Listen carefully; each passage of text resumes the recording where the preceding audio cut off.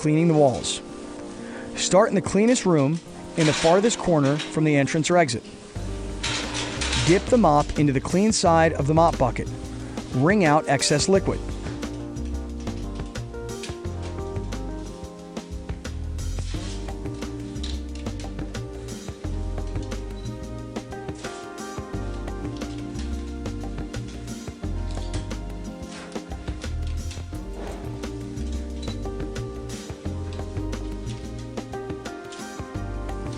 After 4 passes, or the mop is dirty, whichever is first, dip the mop in the dirty side of the bucket.